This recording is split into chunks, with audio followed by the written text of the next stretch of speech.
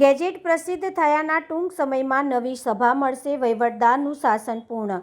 ચૂંટણી પૂર્ણ થયા બાદ હવે નવા હોદ્દેદારોની નિમણૂક થશે. વહીવટદારનું શાસન પૂર્ણ થશે. સરકારના ગેજેટથી 76 કાઉન્સિલરની જાહેરાત બાદ મ્યુનિસિપલ કમિશનર સભામાં મેયર, ડેપ્યુટી મેયર, સ્થાયી સમિતિના સભ્યોના નામ જાહેર કરાશે. નવી સભાની રચના માટેની પ્રક્રિયામાં ગેજેટમાં નામોની જાહેરાત, ચૂંટણીમાં વિજેતા ઉમેદવારના નામો સત્તાવાર ગેજેટમાં પ્રસિદ્ધ કરવામાં આવશે. ગેજેટમાં નામ આવ્યા બાદ જ વિજેતા ઉમેદવારો કાયદેસર રીતે કાઉન્સિલર તરીકે ઓળખ મેળવશે. મ્યુનિસિપલ કમિશનર બોલાવશે સભા. ગેજેટ પ્રસિદ્ધ થયાના આશરે 5 દિવસ બાદ મ્યુનિસિપલ કમિશનર દ્વારા નવી સભાની તારીખ જાહેર કરવામાં આવશે. કોર્પોરેશનની ચૂંટણી થયા પછી તમામ ચૂંટાયેલા લોકોનું નામ ગેઝેટમાં પ્રસિદ્ધ થાય છે. ગેઝેટમાં પ્રસિદ્ધ થયા પછી માન્ય મ્યુનિસિપલ કમિશનર શ્રી પહેલો એમનો એજન્ડા કાઢશે અને તેમાં પહેલી જે મિટિંગ થશે એમાં મેયર, ડેપ્યુટી મેયર અને સ્થાયીના 12 સભ્યોની નિયુક્તિ અને ચૂંટણી થશે.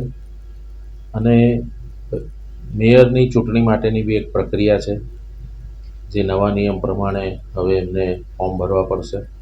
ફોર્મ ભરીને એનું સ્ક્રુટિની થશે, ફોર્મ મંજૂર થશે.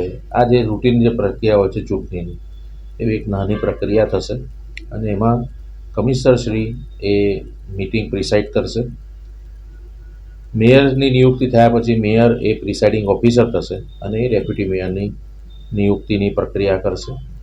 અને ત્યારબાદ મેયર શ્રી 12 સભ્યોની નામો જાહેરાત કરશે. સ્થાયી સમિતિ જેવી પતી જશે એવી જ તરત જ સામાન્ય સભા જેમ પતી જશે એવી તરત જ સ્થાયી સમિતિની મિટિંગ થશે અને એ સ્થાયી સમિતિના 12 સભ્યો એમના સભ્યો પૈકી એક સભ્યને ચેરમેન તરીકે નિયુક્ત કરશે. મેયર અને ડેપ્યુટી મેયરનો સમયગાળો કેટલા સમય? મેયર, ડેપ્યુટી મેયર, સ્થાયી સમિતિ, ચેરમેન આ તમામનો સમયગાળો પહેલી સામાન્ય સભા થશે તેનાથી 2.5 વર્ષનો હોય છે.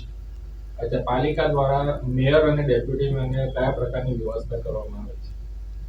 પાલિકા દ્વારા મેયર, ડેપ્યુટી મેયર, ચેરમેનને કેબિનો આપવામાં આવે છે. એમના પીએ હોય છે. આ ઉપરાંત બધાને એમને ત્રણે ગાડી આપવામાં આવશે.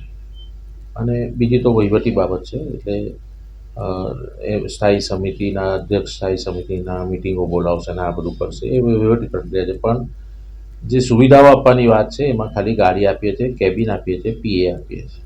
અચ્છા, આ જે સ્થાયી સમિતિના જે રીતે સભ્યો ચૂંટાય છે એના પછી અલગ પણ બીજા વિભાગો જેવી રીતે 6 અલગ કમિટીઓ બનતી છે, એની પ્રક્રિયા કઈ રીતે?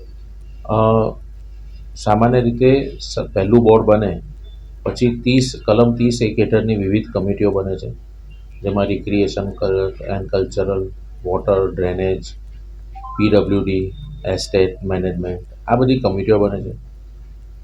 પહેલી કે બીજી મહિનાની આના પછીની જે સભાઓ આવશે એમાં કમિશનરશ્રી તરફથી આની એક દરખાસ્ત આવશે અને એ દરખાસ્તના આધારે અમે એ સભ્યોની નિયુક્તિ કરીશું.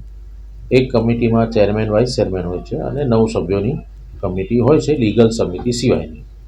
અચ્છા, આમાં શપથવિધિ જેવું? ના, શપથવિધિ જેવું હોતું નથી. પહેલી જે મિટિંગ મળે એટલે એ સમયથી એમનું કાઉન્સિલર તરીકેનો સમય ચાલુ થાય છે અને પહેલી સભા મળેથી 5 વર્ષ સુધી તેઓ કાઉન્સિલર તરીકે રહે છે.